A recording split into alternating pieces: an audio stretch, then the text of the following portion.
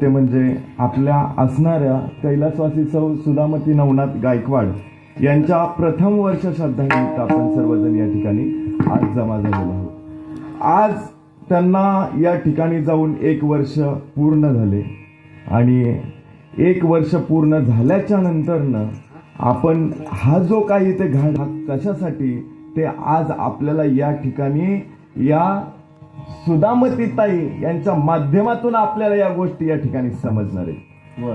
हा त्यांच्यासाठी सोहळा आणि काय करायचे आहे लक्षात घ्यायचे आहे। याच्यासाठी त्यांनी घातलेला हा सुंदर असा कीर्तनाचं नियोजन त्यांनी गायकवाड परिवाराने या ठिकाणी केलं।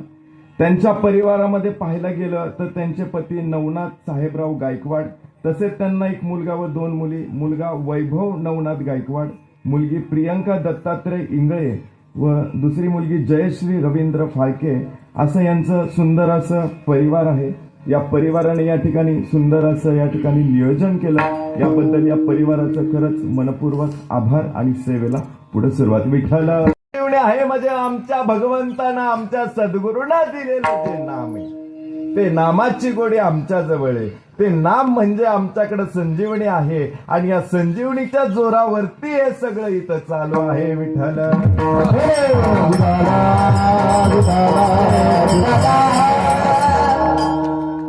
अरे तुम्हाला आम्हाला सर्वांना वाटतं की का हा आम्हाला घेऊन जाणार नाही। एक जाता जाता दृष्टांत सांगेल, वेळ कमी आहे आपल्याकडे। एका गावामध्ये गण्या नावाचा मुलगा राहत होता, गणेश नावाचा राहत होता, कुठल्या गणेश नावाचा एक मुलगा राहत होता, परंतु लाडानं त्याला सर्वजण गण्या म्हणत होते। मग गण्या गण्या गण्या गणपती, या गणपतीचं लग्न लावलं जातं। गणपतीचं लग्न लावल्याच्या नंतर लग्नाला 6 महिने होतात। 6 महिन्यामध्ये सुखाचा संसार चालू होतो। गण्या इथं आहेत का कोण? लय सिरियस झाले सगळे। असं काही नाही, ह्या तुमच्या गावातला गण्या नाहीये, ऑदर गावचा गण्या हा गण्याचं लग्न झालं, 6 महिने झालं, संसार सुखाचा चालू होता। सुखाचा संसार चालू असता असता चित्रगुप्ताने यमदेवांना बोलवलं। यमदेवाला 10 लोकांची लिस्ट काढून दिली आणि चित्रगुप्ताने सांगितलं ही 10 लोक मला 5 दिवसाच्या आतमध्ये या यमलोकामध्ये हवी आहेत। जसं सांगितलं तसं यमदेवानं लिस्ट घेतली। लिस्ट घेऊन पृथ्वी लोकावर आले। पहिलं नाव होतं कोणाचं? गण्याचं। या गण्याच्या घरी गेले। गण्याच्या घरी गेल्याच्या नंतर गण्या झोपेत होता आणि यमदेव त्याच्या समोर येऊन उभे राहिले। छाताडावच बसले, डायरेक्ट छाताडावर बसल्यावर गण्या दचकीनं उठकून उभा राहिल्याच्या नंतर यमदेवाला पाहू लागला। यमदेवाला पाहिल्यावर घामाघाम झाला आणि यमदेवाला विनंती करू लागला की तुम्ही इथं कशाला आला? माझं नुकतंच आता 6 महिने झालं लग्न झालं आहे, सुखाचा संसार चालू आहे, सुंदर असं परिवार आहे, आई वडील आहेत आणि तुम्ही मला एवढ्या लवकर या ठिकाणी न्यायला आले? मला आयुष्य जगायचंय अजून। परंतु यमदेव म्हटले चित्रगुप्तानं तुझा काळ, वेळ, ठिकाण सगळं या ठिकाणी लिहून ठेवलेलं आहे। तुझा वेळ या ठिकाणी झालेला आहे, तू आता माझ्या बरोबर काय कर, चल। परंतु गण्या हुशार होता। गण्या म्हटला आता आपल्याला काहीतरी युक्ती चालवली पाहिजे। म्हणून गण्या म्हटला यमदेवा तुम्ही माझ्या घरी मृत्यू लोकामध्ये आलात, आल्याच्या नंतर थोडाफार पाहुणचार करा। पाहुणचार करा म्हटलं। यमदेव म्हटलं मला कुणी वाऱ्याला पुसना आणि हे पाहुणचाराला मला थांब म्हणते। आता करायचं काय? आपल्याला कोणतं एवढं विचारत नाही, पण आता विचारतोय आपण, थांबू पाहुणचार करू याच्या घरी। मग पाहुणचार करायला तो त्या ठिकाणी थांबतो। बरं बाबा करायचं तर पाहुणचार कर। चहा कॉफी यमदेवांना दिलं जातं। यमदेवांना गण्या म्हणतो आता चहा कॉफी पिलाय तर जाताना फक्त जेवण करून आपण तुम्ही मला घेऊन चला। मग असं म्हटल्याच्या नंतर बर बाबा चालतंय, जेवण तर जेवण करून जाऊ पोटभर जरा। मग गण्या म्हटला जरा वेळ आराम करा, मी आलोच लगेच। बायकोला सांगतो सुंदर असं पंचपक्वानाचं भोजन बनव। बायको लगेच आपल्या स्वयंपाकघरामध्ये जाऊन पंचपक्वान बनवू लागते आणि बनवल्याच्या नंतर गण्या म्हटला मी बाहेरनं जाऊन आलो। गण्या मेडिकल मध्ये जातून गुंगीचं औषध घेऊन येते। गुंगीचं औषध घेऊन आल्याच्या नंतर जेवण तयार होतं। जेवणामध्ये जे यमदेवाचं जे ताट होतं त्या ताटामध्ये गुंगीचं औषध काय करतो गण्या टाकून देतो आणि बायकोला सांगतो हे गुंगीचं औषधवालं ताट कुणाला द्यायचं? यमदेवाला द्यायचं। यमदेवाला तिथं बसवलं जातं पाटावरती आणि ताट त्यांच्या समोर आणून मांडलं जातं आणि मांडल्याच्या नंतर सांगितलं जातं गण्या आणि यमदेव दोघंही जेवण करायला बसतात आणि बसल्याच्या नंतर सांगितलं जातं आता भोजन करा. भोजन दोघंही करू लागले, सुंदररित्या करू लागले. पण जेवता जेवता जेवत्या ताटावरतीच यमदेवाला काय आली तिथं गुंगी आली. मग गुंगी आल्यावर म्हटलं गण्या यमदेवा अजून थोडा वेळ आराम करा. मग आराम करा सांगितल्यावरती यमदेव म्हटलं आता पोटभर जेवले, आता थोड्या वेळ आराम करतो. मग यमदेव झोपले आणि झोपीच्या त्यांच्या कमरेला तिथं काय होती ती 10 लोकांची लिस्ट होती. लिस्ट मध्ये पहिलं नाव होतं गणेश. त्या गणेशने काय केलं, यमदेव झोपल्याच्या नंतर दुसरी लिस्ट आणली आणि लिस्ट मधलं पहिलं नाव खोडलं आणि दुसऱ्याचं नाव पहिल्यांदा टाकलं. त्याचं नाव कुठं टाकलं, शेवटी टाकलं, जेणेकरून 5 दिवस मला अजून माझ्या बायको बरोबर फिरता येईल, मला संसाराचा आनंद घेता येईल. म्हणून त्यांनी पहिलं नाव खोडलं आणि आपलं नाव कुठं टाकलं, शेवट टाकलं. आता विधीचं लिखाण चित्रगुप्तानी वरतीच लिहून ठेवलं होतं गण्या असा कार्यक्रम करणारे, याचा विधी एवढ्या टायमिंग मध्ये याला उचलायचा. मग झोपल्याच्या नंतर लिस्ट बदलली जाते. अर्धा 1 तासानं यमदेवाला जाग येते. जाग आल्याच्या नंतर यमदेव पाहतो आणि त्याच्यावरती खुश होतो. मला कधी कोणी वाऱ्याला पुसलं नाही, कधी पाणी विचारलं नाही, कधी सरबत विचारलं नाही, कधी चहा विचारलं नाही, जेवण विचारलं नाही.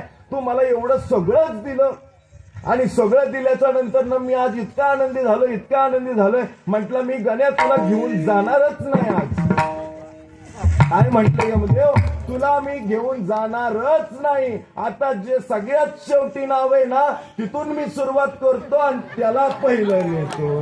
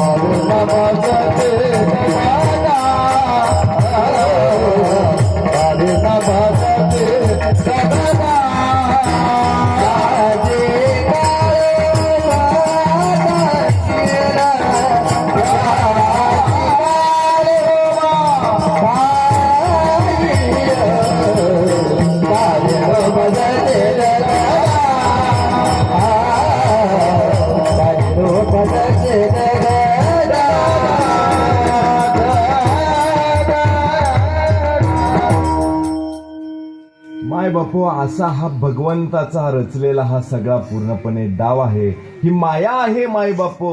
या मायेमध्ये जर का गुंतलात तर आयुष्याचं वाटोळं करून घेताल आणि जर का खरंच संतांना जर का शरण गेलात तर खरं आयुष्य काय आहे, खरा स्वर्ग काय आहे हे आपल्याला कळल्याशिवाय राहणार नाही. विठ्ठल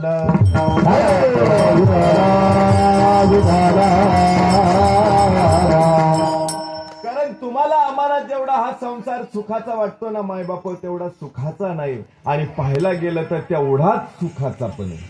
नामाचं नामस्मरण चिंतन असेल ना माय बापो तर या जीवनामध्ये आनंदी आनंद आहे. जिकडे पाहे तिकडे गोविंद आहे. तुम्हाला आम्हाला वाटतं आम्ही देवाकडं जावं, देवानं माझ्याकडे, सगळ्यांना वाटतं की देवानं माझ्या घरी यावं, माझ्या हातातून प्रसाद खावा, त्यांनी माझ्या बरोबर बोलावं, त्यांनी माझ्या बरोबर खेळावं. सगळ्यांना वाटतं की माझ्या बरोबर देवाने या सगळ्या लीला केल्या पाहिजेत. परंतु आता किती जण, आता मला सांगा, देवाघरी जायचं असेल तर काय करावं लागतं? नामस्मरण करावं लागत नाही, मरावं लागतं. आता आपण काय म्हणतो, एखाद्या पोराला सांगताना आज आपल्यातलं कोणतरी गेलं तर आपण काय म्हणतो, देवाघरी गेला. मग देवाघरी जायचं म्हणल्यावर काय करावं लागतं?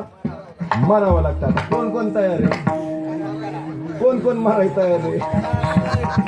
अरे या ठिकाणी एखादी जर का लेडीज म्हणल्या तिरडीचा बांबू उचलला, आपल्याला खालून वरपर्यंत आग येते, मस्तकात चिरते की मला असाच बोलला का?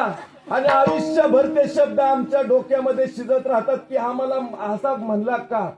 हा असं आपल्याला नुसतं मरणाचं नाव काढलं तरी भीती वाटते. आपण त्या व्यक्तीशी जळू लागतो आणि मी म्हणलं मरा तर लगेच मरायला तयार आहेत का. असं मरा की जगद्गुरु तुकोब बरायचं.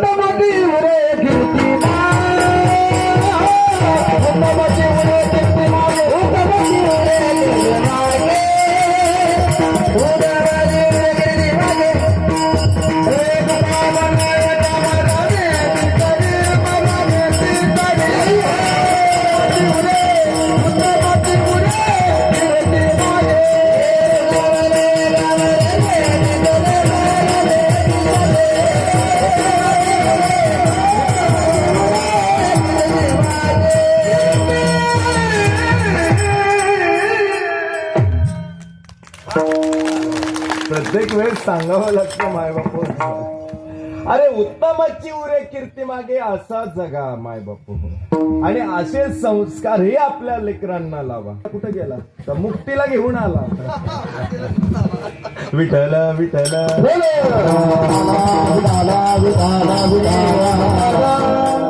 अशी मुक्ती घरात आणल्यावरती मुक्ती भेटल का. अरे निधन मरताना जरी मुक्ती नाव आलं तरी मोक्ष मिळेल. मरताना मुक्तीचं नाव आलं तरी मोक्ष मिळेल. पण नावं आज आहेत का तशी नाहीये. जसं गाण्यात नाव तसं आमच्या पोराला नाव.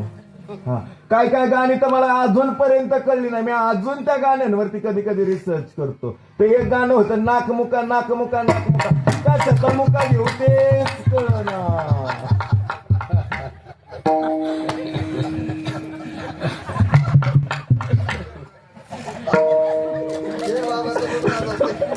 ये सुद्धा इथं बोल वाजवू लागले नाकमुका नाकमुका नाकमुका. तुम्हाला कळतं का ते गाणं. पण म्हातारी बाई सुद्धा तिथं डोलू लागते अशी. ते अजून एक lungi dance lungi dance lungi dance. आता कुठला डान्स पण तेच कळना. लुंगीचा डान्स का कशाचा डान्स. म्हणजे अशी गाणी आजकालची. तुमच्या काळामध्ये मायबाप जात्यावरचं गाणं ऐकावं एखाद्या आजीचं. म्हणायचं का आजी पाठे का. काय सुंदर जनाबाईच्या उभ्या होत्या.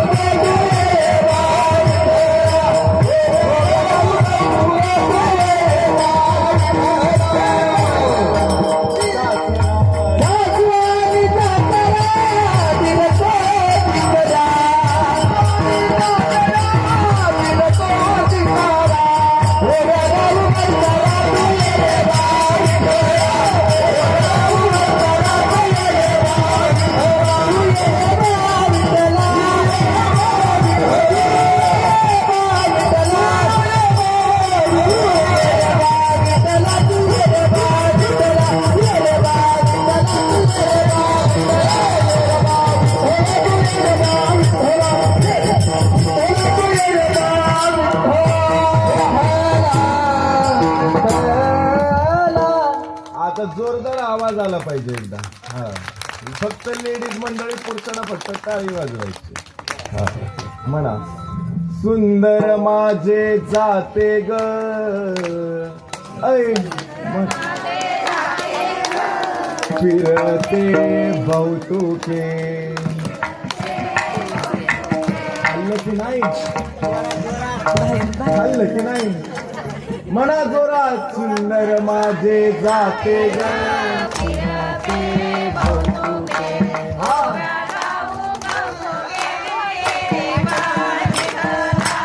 पुरुष मंडळी रे बा विठ्ठला, हा ये रे बा विठ्ठला, हा ये रे बा विठ्ठला.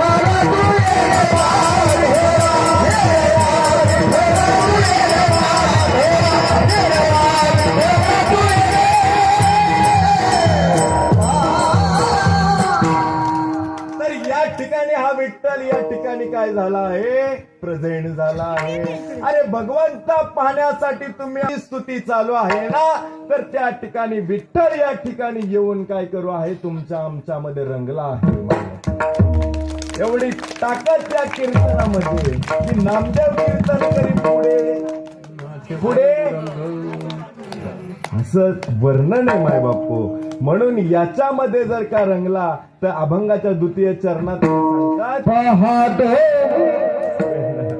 पाहतो उंदीर घेऊन जाय बोका, तैसा काळ लोका नेत असे.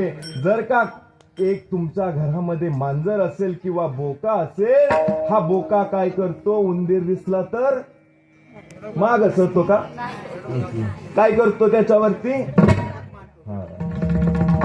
लगेच झडप घालतो आणि बोक्याला काय करतो, त्या उंदराला पकडतो. तसं तुमचं आमचं आहे की क्षणभर सुद्धा तो तुम्हाला यम देणार नाही. काळ आला की तुमच्यावरती झडप घालणारे आणि या देहाला घेऊन जाणारे. म्हणून त्यांनी सांगितलं त्या चरणामध्ये की खाटिकाचे घरी आजा पुत्र पाहे, कसाबाची गाय वाचे कैसे. कसाबाच्या घरची वाय कधीही दावणीला दिसणार नाही, तिला मेल्याशिवाय पर्याय नाही. म्हणून ते सांगतात की पाहतो उंदीर घेऊन जाय बोका, तैसा काळ लोका नेत असे. आणि या काळापासून जर का वाचायचं असेल तर ज्यांना ज्यांना हात आहेत त्यांनी वर करा आणि त्या भगवंताचं नामस्मरण चिंतन मुखाने जोरात आवाज आला पाहिजे, टाळी वाजली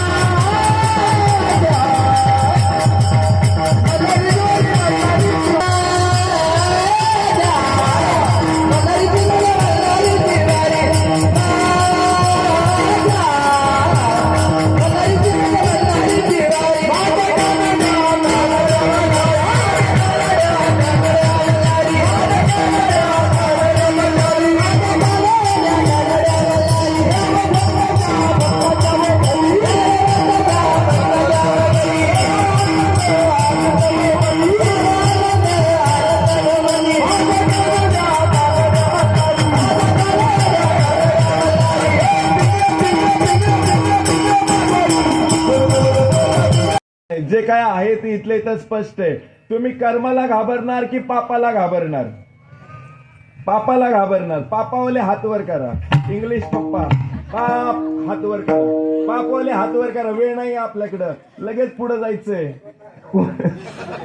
बाय बाप्पा जाता जाता सांगतो, अरे पापाला जर का घाबरलात तुम्ही तर कर्म चुकीचं करताल. कर्माला जर का घाबरलात तुम्ही तर तुमच्या हातातून पाप होणार नाही. मग पापाला घाबरायची गरजच नाही. विठ्ठल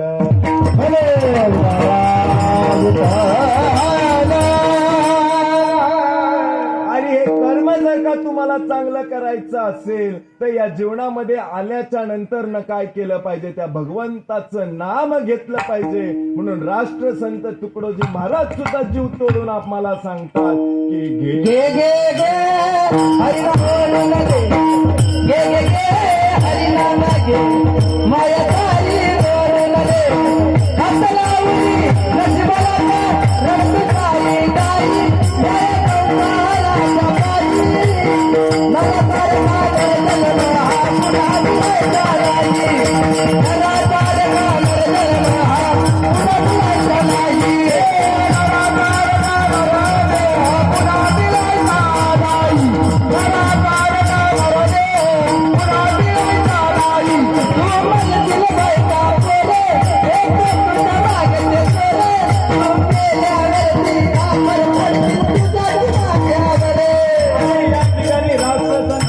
महाराज आपल्याला सुंदर असं वर्णन करून सांगतात. अरे तुम्हाला आम्हाला सर्वांना वाटतं की बायका पोरं माझी सर्व माझं आहे, परंतु राष्ट्रसंत तुकडोजी महाराज सांगतात की अरे ही बायका पोरं तुझ्या पाठीमागचे चोर आहेत. अरे मेल्याच्या नंतर न तुझ्या डोक्यावरती खापर फोडते. अरे काय केलं? अरे या ठिकाणी जिवंत असताना मुलं म्हणतात, अरे काय केलं माझ्या आई बापानं माझ्यासाठी? अरे काय कमवून ठेवलं माझ्यासाठी? अरे काही नाही माझ्या आयुष्यात तुमचा उपयोग. असे खापर फोडणारी जिवंत असताना मुलं आता अशी बोलतात. परंतु राष्ट्रसंत तुकडोजी महाराज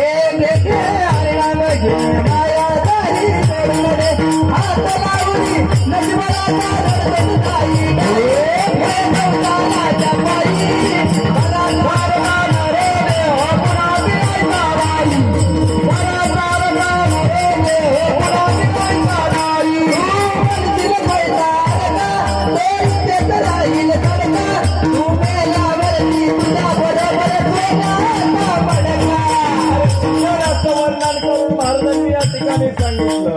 राष्ट्रसंत तुकडोजी महाराज म्हणतात, अरे तू म्हैशीला पैसा अडका, तो इथेच राहिला सरका आणि मेल्यावरती तुझ्या बरोबर सोन्याचा चांदीचा. अरे कशाचा मडका देता तुम्ही मेल्यावरती? मातीचा. अरे मातीचा मडक्याशिवाय तुमच्या बरोबर काही जाणार नाही माय बापू. तुम्हाला कुठलीही प्रॉपर्टी दिली जाणार नाही. कुठलाही बंगला तुम्हाला जाताना दिला जाणार नाही. कुठे किती करोडपती असो, 1 रुपया सुद्धा तुमच्या बरोबर तुम्हाला दिला जात नाही. फक्त आणि फक्त मातीचं मडकं तुमच्या बरोबर दिलं जातं. म्हणून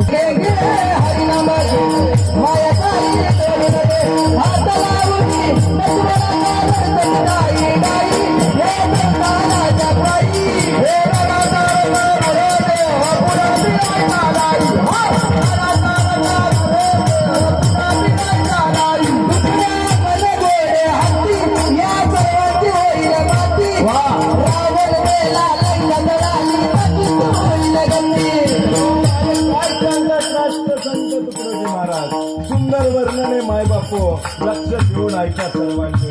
तुकया मने गोडे हत्ती या सर्वांचीच होईल माती. रावण मेलाल लंका जळाली आणि तुमची आमची अशीच होईल गती. अरे एवढी सोन्याची रवणाची लंका होती. अरे 7 लक्ष घर पूर्णपणे त्याला विटा सुद्धा सोन्याच्या होत्या माय बापू. अरे एकही सोन्याची वीट आज त्याची राहिली नाही. पूर्ण लंकेची माती झाली. पार्वतीनं शाप दिला होता, जळव तुझी लंका. अरे ती लंका मारुतीरायानं जाळून टाकली. रावणाचं सुद्धा काय राहिलं नाही. आम्ही पिवळे कधी दिसतो? ज्यावेळेस आम्हाला कावे होईल त्यावेळेस आम्ही पिवळे दिसतो. परंतु रावणाची अब्ज करोडपतीची एवढी प्रॉपर्टी काय राहिली नाही. सगळ्याची माती झाली. तुमच्या आमच्याही सर्व आयुष्याची अशीच रांगोळी होणार आहे. परंतु कधी आपण जर का हे अध्यात्म हे नामाचा जर का नामस्मरण चिंतन नाही केलं तर आणि नामस्मरण चिंतन केलं तर हा देह नक्कीच मोक्षापर्यंत आपला जाणार आहे. म्हणून त्या भगवंत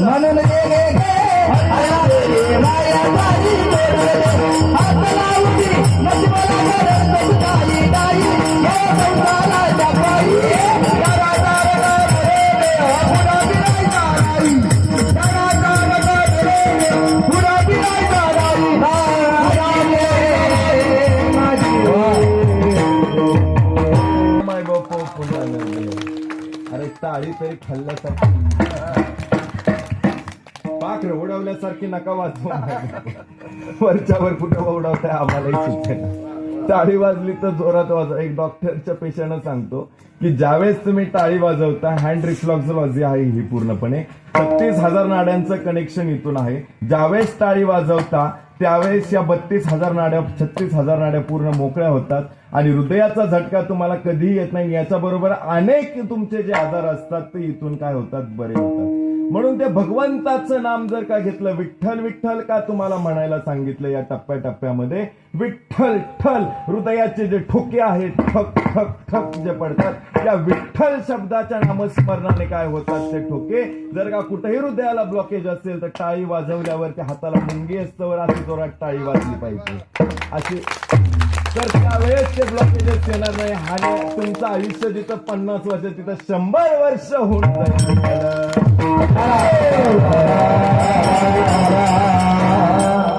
आणि असंच जर का आयुष्य आपल्याला आनंदाने जर का जगायचं असेल तर जगद्गुरु अभंगाच्या प्रथम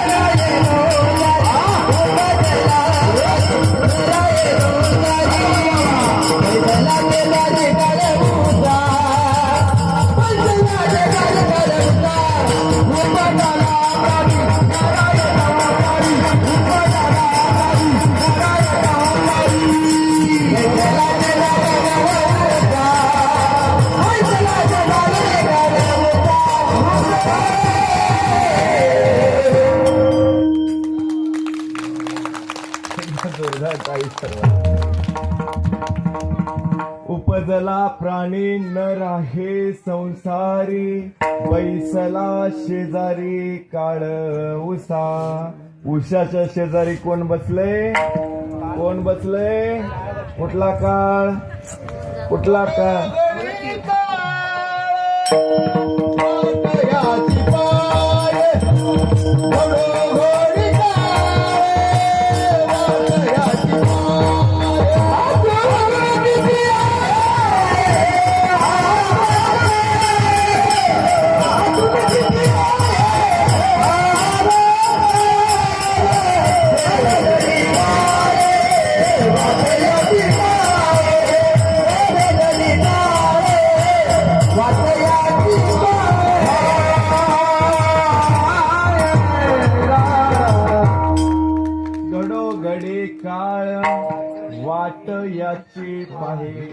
कोणाची? माझी? मग मग मी कीर्तनकार आहे, मग माझी नाही बघणार. मी देवाचं कार्य करतोय ना इथं, त्याचं सांगतोय ना स्तुती. हे गायन करतात इथं महाराज लोक, सगळे टाळ वाजवतात, नाचतायत, विनेकरी बाबा या ठिकाणी. मग हे पकवाजी पण वाजवतायत सुंदरीचं. मग आम्ही सगळे देवाचं काय करतोय? काम करतोय ना. मग आम्हाला कशाला नील? फक्त नेणार कुणाला? लिहून ठेवलंय का कुठल्या ग्रंथात? असं लिहून ठेवलंय का?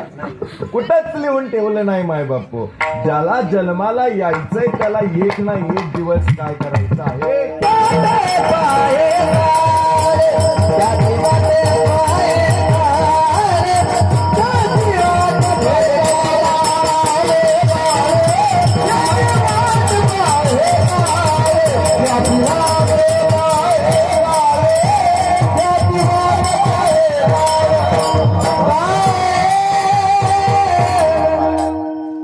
या ठिकाणी सर्वांना जन्माला आल्याच्या नंतर एक ना एक दिवस जायचंय घडोघडी.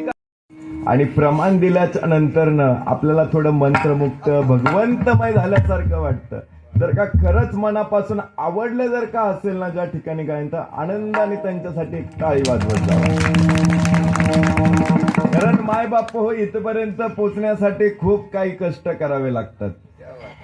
हाडाचं पाणी करावं लागतंय. एवढं वाजवणं हे सोपं नाही माय बापू. एवढं गायन करणं या ठिकाणी सुद्धा सोपं नाही. अहो साधा टाळ सुद्धा वाजवता येत नाही अजून आपल्याला. आज यांचं गणकोकिळ सारखं गायन, हत्तीच्या बोलासारखे तिथं या ठिकाणी ठाप पडते मृदुंगावरती, मंत्रमुग्ध करून देहमय आमचा भगवंतमय होतोय. एवढी ताकद यांच्यामध्ये. मनापासून आवडलं तर खरंच त्यांच्यासाठी टाळी वाजवायचं. विठ्ठल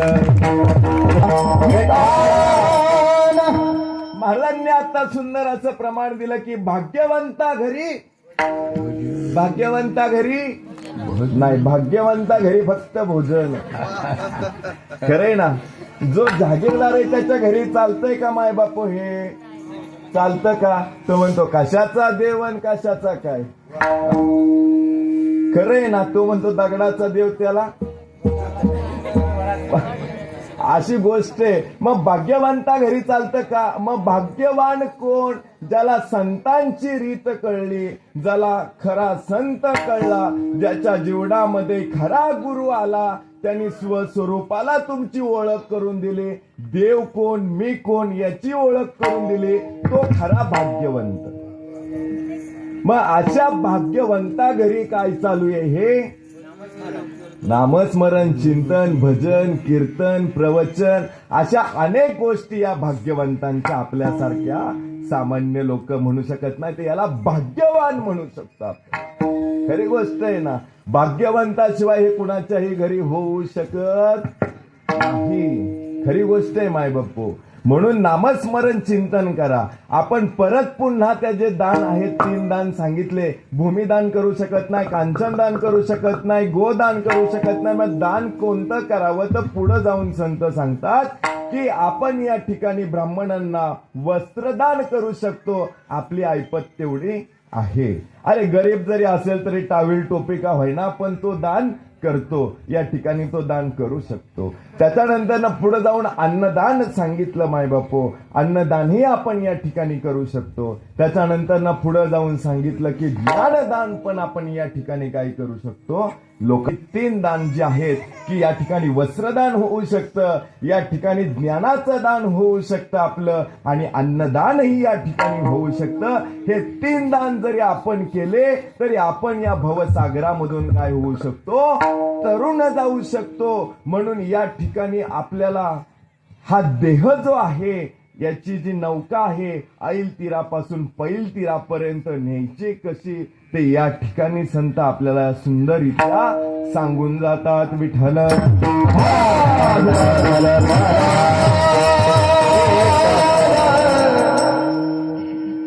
जन्माला आल्याच्या नंतर आम्ही फक्त भोजन करतोय, संसार करतोय, पण परमार्थाकडे आमचं लक्ष किती आहे माय बापू? परमार्थाकडे लक्ष किती आहे? ज्या भगवंताने हा देह आम्हाला दिला, तो कशासाठी दिला?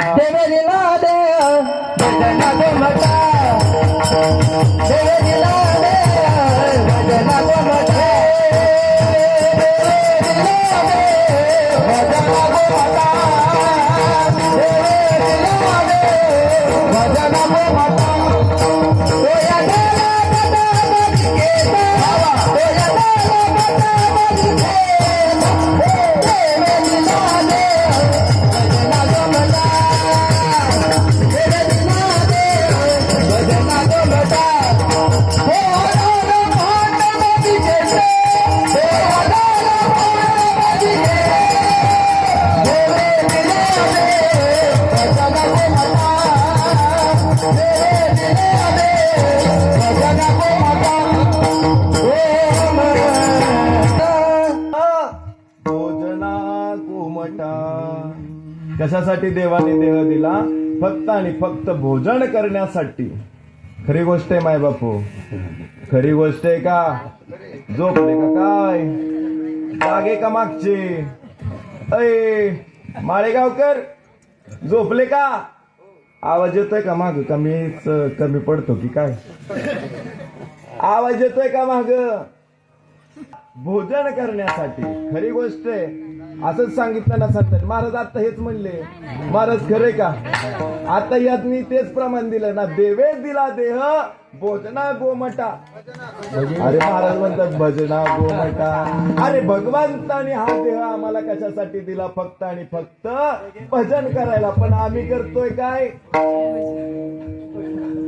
मग आम्हाला या संतांनी जर का सांगितलंय की अरे बाबांनो, संसारामध्ये असून तुम्हाला भगवंताचं नामस्मरण चिंतन करता येतं, मग आम्ही करतोय काय? ओनली संसार के संसार. मग संसार आम्हाला माहितीये कसा?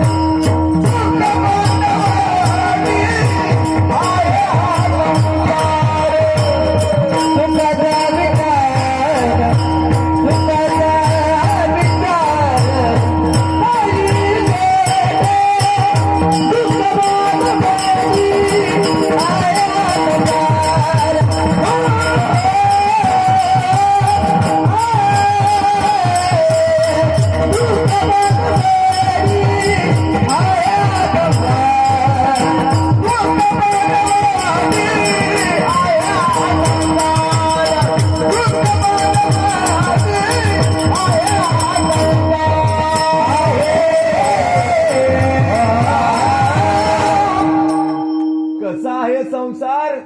चला बोलायचं, मी नाही कीर्तन करणार आज, तुम्ही करायचंय. कसा आहे संसार? जसा तवा चुल्यावर आधी हाताला चटके, मग मिळते भाकर. आधी चटके कुणाला? हाताला, मग भाकर पोटाला. खरंय ना? मग तरी आम्हाला कळतंय, महाराज या ठिकाणी सांगतात की संसार कसा आहे? दुःख बांधवडी आहे हा संसार आणि सुखाचा विचार. तरी आम्हाला संसार इतका प्रिय, इतका प्रिय. संसारासारखं सुखच नाही आम्हाला कशात. खरंय ना माय बापू? आम्ही म्हणतो मुलाचं लग्न झालं, बाई मी लय खुश आहे. आणि कधी कधी वाटतं कधी होतंय मुलाचं लग्न, कधी होतंय मुलाचं लग्न. झाल्याच्या नंतर ना पश्चाताप करून बाई. खरंय ना? मग सुख किती? सुख पाहता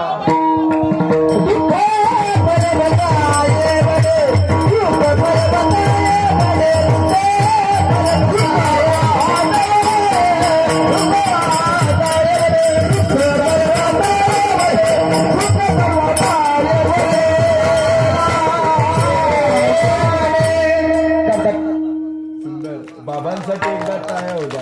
बिना माईकचा आवाज शेवटपर्यंत. हा, एवढा जोश लागतो. हा, आम्हाला तरुण पोरं किती दिसतात इथं. अरे कीर्तनकार तरुण, गायन करणारे तरुण, अरे वाजवणारे तरुण, आणि इथं सगळे एवढे वयस्कर आजोबा असून सुद्धा तरुण माणसासारखा आवाज शेवटपर्यंत. खरंय का? तरी शेवटचा आवाज माझा पतुरी आहे ना.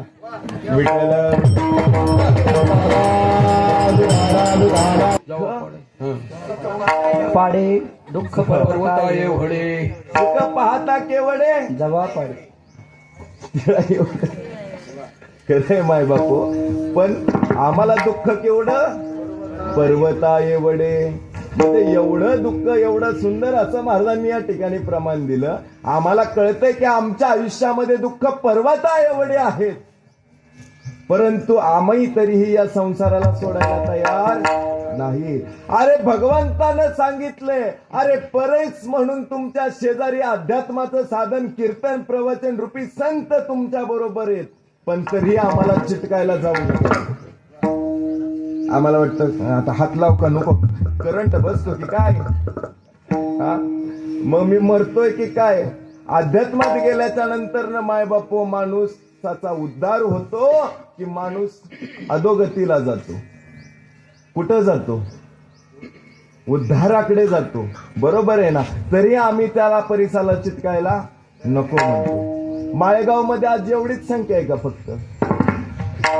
खरी गोष्ट आहे माय बापू. आज आम्हाला सगळ्यांना कळतं की देह मलाही मिळालेला आहे, परंतु आपण काय झालो, सगळे प्रपंचामध्ये गुंतून बसलो. पण तुम्ही कसे आहात? भाग्यवान आहात.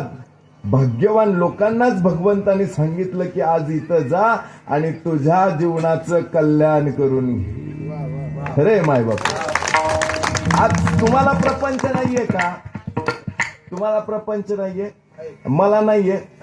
मी तर कितीतरी मोठं हॉस्पिटल माझ्या जीवा बंद करून इथपर्यंत आलो. महाराज लोक प्रपंच सोडून आले. ये यांचं लग्न होतं आता यांच्या भावाचं, तरी त्यांना उचलून इथं घेऊन आलो.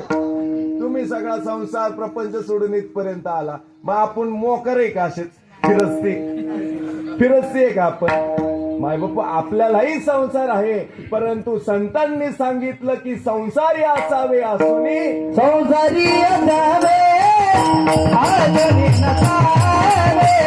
संसारी असावे आजनी नसावे. संसारी असावे आजनी नसावे. संसारी असावे आजनी नसावे.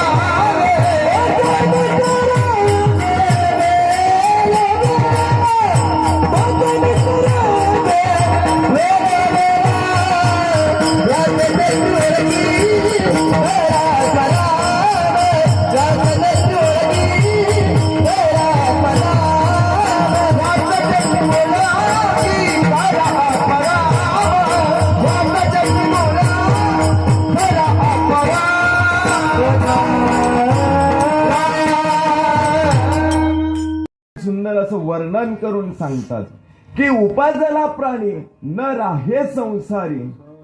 या ठिकाणी जो मनुष्य जन्माला येणार आहे माय बापू, तो एक ना एक दिवस काय होणार आहे? या जगातून निघून जाणार आहे. उपजला प्राणी न राहे संसारी. अरे या ठिकाणी मध्ये जन्म घ्यावा लागला तरी याला देवाला सुद्धा या ठिकाणी मरण आहे. म्हणून ते सांगतात की उपजला प्राणी न राहे संसारी. का राहणार नाही या संसारामध्ये? तर त्याचं पुढे जाऊन सुंदर वर्णन करतात. बैसला शेजारी काळ उसा. अरे आपल्या उशाला काय आहे? अरे क्षणाला काळ काय करतोय? आपली वेळ मोजतोय. आणि कशी मोजतो ते पुढे जाऊन सांगतात. पाहतो उंदीर घेऊन जाय बोका, तैसा काळ लोका नेत असे. खाटिकाचे घरी आजा पुत्र पाहे, कसाबाची गाय वाचे कैसी. अरे कसाबाच्या घरी जर का एखादी गाय असेल तर तिचं हत्या झाल्याशिवाय राहणार आहे का माय बापू? राहणार नाही. म्हणून ते सांगतात पाहतो उंदीर घेऊन जाय बोका तनेत असे. म्हणून जगद्गुरु तुकोबाराय पुढे जाऊन आपल्याला सांगतात की तुका म्हणे काही वाचायचं असेल तर जगद्गुरु तुकोबाराय जसं सांगतात त्या पद्धतीनं आपण या कीर्तनामध्ये मग्न होऊन ते नाम घेण्याचा, त्या नामामध्ये तल्लीन होऊन जाण्याचा आपल्याला या ठिकाणी प्रयत्न करायचा आहे. नाहीतर काळ कसा येईल? पाहतो उंदीर घेऊन जाय बोका, तैसा काळ लोका नेत असे. अरे तो काळ कसा तुम्हाला नेल्याशिवाय राहणार नाही. म्हणून या ठिकाणी मंत्रमुग्ध होऊन आपल्याला या कीर्तनामध्ये काय करायचं आहे? ते नामाचं ब्रह्मरस जो आहे तो आपल्याला या ठिकाणी आता लुटायचा आहे. या ठिकाणी हा कीर्तनाचा सरळ सरळ भावार्थ आणि कीर्तनाला सुरुवात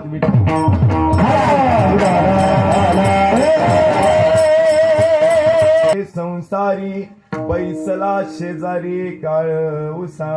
अरे जगद्गुरु तुकोबराय आपल्याला काय सांगतात या अभंगाच्या माध्यमातून की उपजला प्राणी, जो प्राणी जन्माला येतो आल्याच्या नंतर एक ना एक दिवस याच्यातून आपल्याला जायचं आहे मायबाप हो. अरे गेल्याच्या नंतर ना आपल्या सर्वांना कळतं की हा बाबा यानं काही परमार्थ केला नाही, असाच आला आणि असाच गेला, मोकळ्या हाताने आलो आणि मोकळ्या हाताने गेलो मायबाप हो. परंतु देव कोण आणि मी कोण याची प्रचिती आम्हाला या ठिकाणी आली नाही. मग जन्माला येऊन आपला उपयोग काय मायबाप हो? काही उपयोग नाही. अरे माहिती आहे एक ना एक दिवस मलाही काय आहे, मरण आहे. मलाही या जगातून, या घरातून, हा सगळा प्रपंच सोडून मला या ठिकाणातून काय करायचं आहे, जायचं आहे मायबाप हो. आज आम्हाला कळतंय की आम्ही कुणाच्या तरी वर्ष श्राद्धानिमित्त, प्रथम पुण्यस्मरणानिमित्त या ठिकाणी गायकवाड परिवारामध्ये आम्ही या ठिकाणी आलो. परंतु आलो कुणासाठी, कुणासाठी आलो बोलायचं, कुणासाठी आलो? गायकवाड परिवारात दुःख होता, आनंद त्यांच्यात मिळून मिसळून जाण्यासाठी या ठिकाणी आम्ही आलो. बरोबर आहे, खरी गोष्ट आहे ना. पण आल्याच्या नंतर ना काय केलं, कशासाठी जमलो आपण? आज मला सांगा, गायकवाड परिवारातून एक दुःख घटना या ठिकाणी. आज गायकवाड ताईंना या ठिकाणाहून जाऊन 1 वर्ष पूर्ण झालं. किती वर्ष? 1 वर्ष पूर्ण झालं. या परिवारातून कोण ना कोणतरी आपली जवळची व्यक्ती या ठिकाणाहून गेली. मग त्यांनी हा घाट रचला कशासाठी? हा वर्षश्राद्ध आहे, वर्षश्राद्ध करावं कशासाठी आणि सर्वांनी करावं. याच्यामध्ये जो व्यक्ती या मृत्यू लोकातून जातो आणि हा वैकुंठाचा जो प्रवास आहे याचा, या प्रवासामध्ये जाताना या व्यक्तीला कुठेही अडथळे निर्माण होत असतील, पुण्य कुठंतरी कमी पडत असेल मोक्ष मिळवण्यासाठी, तर आपण काय करतो? पहिल्यांदा विधी करतो. विधी झाल्याच्या नंतर सावडण्याचा कार्यक्रम करतो. त्याच्यानंतर 10व्याचा कार्यक्रम करतो. 13व्याचा कार्यक्रम करतो. 13 लोक कोण असतील त्यांना जेवायला घालतो, त्यांना काहीतरी दान करतो. हे कशासाठी? त्यांच्या आत्म्याला शांती मिळावी, त्यांना कुठेतरी पुण्याचा साठा कमी पडतोय तर त्याच्यासाठी. याच्यावरतीच आपण थांबतो का मायबापो? नाही थांबत. परत कालांतराने काय करतो आपण? पुन्हा महिना जेवण ठेवतो. बरोबर आहे. महिना जेवणामध्ये आपण काय करतो? त्या व्यक्तीला अन्नदानाचं काम करतो. अन्नदान केल्याच्या नंतर कुठेतरी पुण्य काय होतं? आपल्या त्या व्यक्तीला भेटून जातं. असंच 1 महिना, 2 महिने, 6 महिने, आज आला तोय 12 महिने. आज पूर्ण 1 वर्ष पूर्ण झालं आणि 1 वर्षामध्ये ताईंना कुठेही जर का आज पुण्याचा साठा कमी होत असेल तर आज या ठिकाणी हजारो लोकसंख्या या ठिकाणी येतील आणि या ठिकाणी जे दान केलं जाईल ते कोणतं कोणतं दान असतं मायबाप? म्हणजे या ठिकाणी पूर्वी 6 दान सर्व संतांनी, बामणांनी करायला सांगितली. त्याच्यामधलं पहिलं दान जे आहे ते कांचन दान. कोणतं दान सांगितलंय? कांचन म्हणजे सोन्याचं दान. आज सोन्या किती रुपये तोळा झालं? 1,70,000 म्हणजे टॅक्स वगैरे धरून किती? 2 लाख रुपये. आज आहे आपली ऐपत सर्वसामान्य लोकांची की 2 लाख रुपये तोळा सोनं आपण जगाला वाटू शकतो. निदान 13 लोक आपण जे जेवायला घालणार आहोत या ठिकाणी त्या लोकांना तरी अर्धा तोळा देऊ शकतो ना आपण? 1 ग्रॅम तरी देऊ शकतो, करू शकतो आपण कांचनदान या ठिकाणी. आपली मायबाप सर्वसामान्याची तेवढी परिस्थिती नाहीये की आपण आजच्या परिस्थितीमध्ये पाहायला गेलं तर कांचनदान करू शकत नाही मायबाप. हे पहिलं दान झालं. त्याच्यानंतर भूमिदान सांगितलं. भूमिदान आज पाहायला गेलं तर पूर्वी लोकांना 100, 500 एकर जमीन होती. आता गुंठा बघायला भेटेना. जो गुंठेवाला होता तो आज म्हणजे एवढी भयानक भूमीची सुद्धा परिस्थिती झाली. पूर्वीच्या काळात राजे महाराजे कांचनदान, भूमिदान असे देऊन टाकायचे. परंतु आताच्या घटिकेला आपण हे भूमिदान, आज गावरान गाय कामधेनू कुणाकुणाच्या दारामध्ये? आज आपण थोडं पाहायला गेलं तर कारखान्याचा परिसर आहे, सर्वजण शेतकरी या ठिकाणी आहे, पण किती जणांच्या दारामध्ये कामधेनू आहे? किती? क्वचित काही मोजके लोक असतील की त्यांना त्याची किंमत कळाली असेल, त्यांच्या दारामध्ये कामधेनू आहे. 33 कोटी देव त्यांच्या दारामध्ये आहेत. आज या ठिकाणी त्यांनी सांगितलं की काय करा तुम्ही, मग या गोदान करा. तर आज गाईच बघायला भेटेना तर आपण गोदान कुठून करणार मायबापू? करू शकतो या ठिकाणी गोदान? नाही करू शकत. मग पुण्य कसं भेटणार? कसं भेटणार? एक तर कांचनदानही करू शकत नाही, भूमिदानही करू शकत नाही, गोदानही करू शकत नाही. मग दान तर हे सांगितलेत, मग आता पुण्य मिळवायचं कसं? नामस्मरण करायचं. भगवंता घरी भजनाची तारा, भगवंत घरी भजनाची तारा, वेदनाची तारा,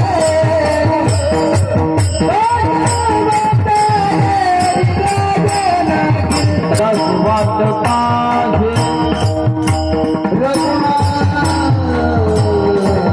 भगवंता घरी भजनाची तारा, भगवंता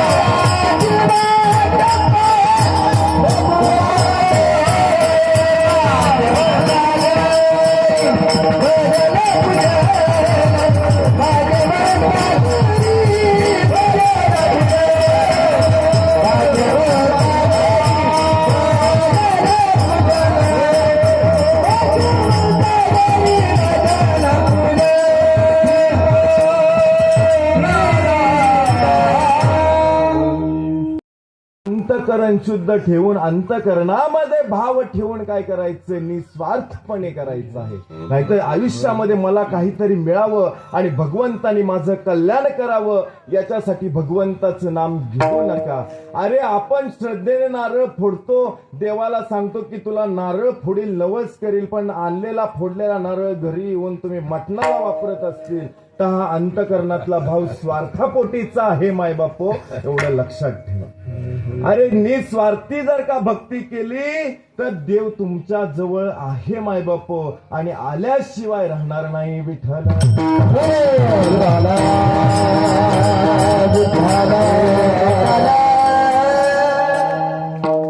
तर जाता जाता एवढं त्या भगवंताला रोज विचारा, त्याची शहानिशा करा. जेवला का, खावला का, बरं आहे का तुला, मंदिरात गेल्यावर या गोष्टी त्याला विचारा.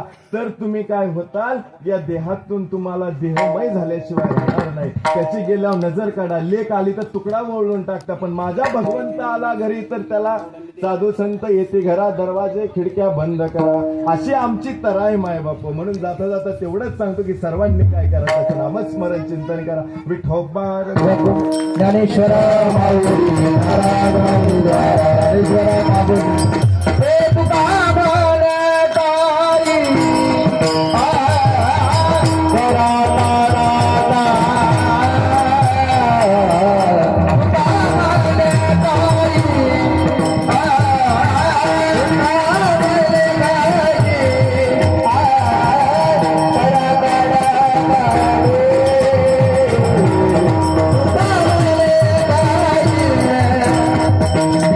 तुका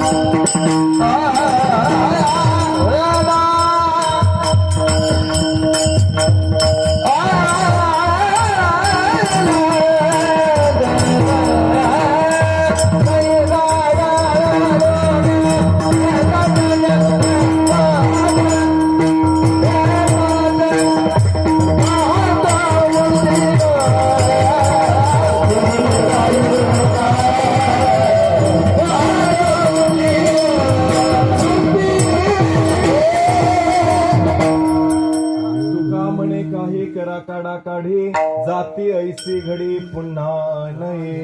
गेलेली वेळ मायबाप परत पुन्हा पुन्हा आपल्याला याच्यामध्ये भेटणार नाही. तर याच्यामुळे काय करा, आलेल्या वेळेचं संधीचं सोनं करा आणि आपला देह मोक्षापर्यंत नेण्याचं काम करा. आज आपल्याला सर्वांना माहित आहे की आपण या ठिकाणी कशानिमित्त जमलो. आज आपल्यात नसणाऱ्या गायकवाड परिवारामधून गेलेलं एक आईचं रत्न जे आहे मायबाप हो, खूप मोठा दुखवटा आहे की हे रत्न आपल्यातून निघून गेलं. अरे आई म्हणजे असती तरी काय, आ म्हणजे आत्मा, ये म्हणजे ईश्वर. अरे ईश्वराशी खरा खरा संवाद आपल्याला साधता येत नाही ना मायबाप हो. म्हणून हा संवाद साधण्यासाठी या भगवंतानं बनवलेली ही आई आहे मायबाप हो. ही आई आहे. अरे आई असते कशी, आईचं काळीज असतं कसं, एक आई झाल्याच्या नंतर ना आपल्याला कळतं मायबाप हो. आई असते काय ना, आई झाल्याच्या नंतर ना आपल्याला कळतं. असं सुंदर असं परिवार आहे हे मायबाप हो. एका गावामध्ये छोटस गाव होतं. गावामध्ये सुंदर असा परिवार होता. परिवारामध्ये दोन्ही नवरा बायको राहत होते, नांदत होते. नांदत असताना मायबाप हो आपल्या परिवारामध्ये 4 संख्या होत्या. 4 परिवार आनंदाने नांदत होता मायबाप हो. नांदत असताना आपल्या पतीचा दुर्घटनेमध्ये ऍक्सिडेंट मध्ये मृत्यू होतो आणि मृत्यू झाल्याच्या नंतर आई एकटी पडते. आपली बायको एकटी पडल्याच्या नंतर परिवाराकडे जो आता आपला परिवार आहे आणि या परिवारासाठी आपल्याला जगायचंय म्हणून या परिवारासाठी लढू लागली मायबाप हो या छोट्या छोट्या लेकरांकडे बघून. परंतु आज आपली लेकरं लहानाची मोठी करायची, दुसऱ्याच्या रानामध्ये जाऊन मायबाप हो कामं करू लागली. दुसऱ्याच्या घरोघरी जाऊन स्वयंपाकाचं काम करू लागली. काम करता करता आपली लहानाची मुलं 10वी पर्यंत शिकवली. पुढं आता आपल्याला शिक्षण घ्यायचंय. 12वी साठी तालुक्याच्या ठिकाणी आपल्याला जायचंय. आई इकडनं तिकडनं पैशाचं नियोजन करून 12वी ही पूर्ण करून देते लेकाची 12वी पूर्ण होते. लेक 12वी अतिशय परीक्षेत उत्तीर्ण होतो आणि घरी येतो. घरी आल्याच्या नंतर आईला म्हणतो, आई मला कलेक्टर व्हायचंय का आई मला कलेक्टर व्हायचंय. कलेक्टर होण्यासाठी आज मला भरपूर पैसे लागणार आहेत आई मला भरपूर पैसे लागणार आहेत. आई पैसे मला हवेत. आई म्हणती, बाळा तू काळजी करू नको, 2 दिवस मला फक्त दे. आज 2 दिवस दे. 2 दिवसात मी तुला पैशांचं काहीतरी मॅनेजमेंट करून तुला पैसे देते रे बाळा, पैसे देते. आईनं बॅग घेतली आणि बाळाला घरात जेवण करून ती ठेवून त्या बाळाची आपल्या मामाच्या माहेरी निघून जाते. भावाकडे जाते. भावाकडे गेल्याच्या नंतर भाऊजाई विचारते, ताई आल्या का, बसा ना जेवण करा. अरे मला काही नको.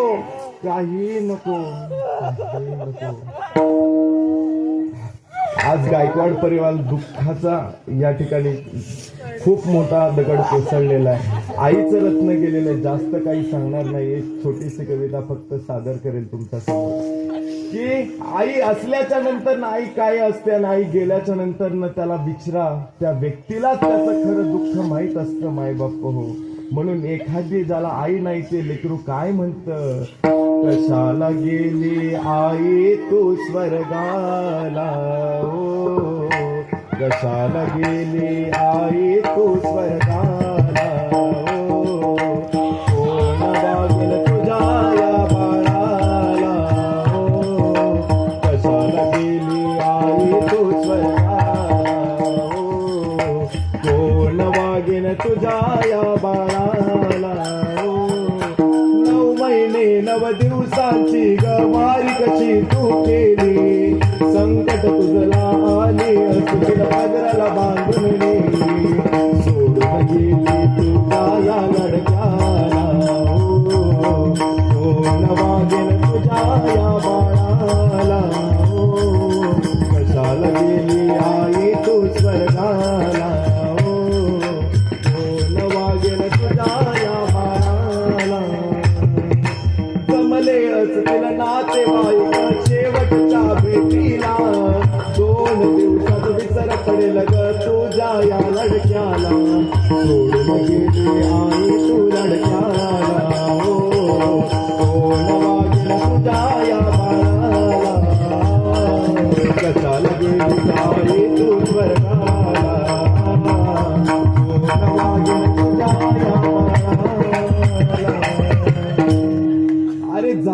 आता एकच सांगेल, जोपर्यंत आई वडील आहेत तोपर्यंत त्यांच्या डोळ्यात जर का अश्रू येऊन द्यायचे नसतील तर त्यांना जे जे हवं आहे मायबाप हो ते त्यांना द्या. अरे मेल्याच्या नंतर त्यांच्या धाव्यावरती आणि त्याच्यानंतर कितीही तुम्ही तिथं काही रचताल, पंचपक्वानाचे भोग कितीही त्यांच्या आवडत्या गोष्टी रचताल, काही उपयोग नाही. आता तुम्ही जे रडताय ना मायबाप हे सर्व चुकीचं आहे. म्हणजे मी या गोष्टीला मानणारा नाहीये. अरे जोपर्यंत आहे तोपर्यंत आईबाप रडवता आणि मेल्याच्या नंतर तुम्ही रडता, काही उपयोग नाही याचा मायबाप. अरे जोपर्यंत आहेत तोपर्यंत त्यांची कुठलीही गोष्ट असो ना मायबापो, त्यांना तिथपर्यंत देण्याचा प्रयत्न करा, तर तुम्ही तुमच्या जीवनामध्ये सक्सेस झाल्याशिवाय राहणार नाही आणि देव भेटल्याशिवाय राहणार नाही. झालेली सेवा तुम्हाला आम्हाला सर्वांना माहित आहे. गायकवाड परिवाराने सुंदर असं या ठिकाणी नियोजन केलं. वेळ नाहीये आपल्याकडे, त्याबद्दल या ठिकाणी गायकवाड परिवाराचं सुंदररित्या त्यांनी नियोजन केल्याबद्दल त्यांचं मनपूर्वक आभार. तसेच आमच्या बरोबर आलेले जे गायनाचार्य आहेत, गायनाचार्याबरोबर ते एक महाराष्ट्रातील सुप्रसिद्ध कीर्तनकार दोन्ही गायनाचार्य आहेत, असे असणारे आमचे गणेश महाराज पेडियार हेही गणकोकिळा आहेत. त्याच्यानंतर ना आमचे श्रीहरी महाराज सायकर हेही गणकोकिळा आहेत. तसेच दोघेही या ठिकाणी कीर्तनकार आहेत. कीर्तनकार असून या ठिकाणी गायनाचं काम करतायत, ही आपल्याला लाभलेली सगळ्यात मोठी संधी आहे मायबापो. त्याबद्दल या दोघांचे या ठिकाणी आभार.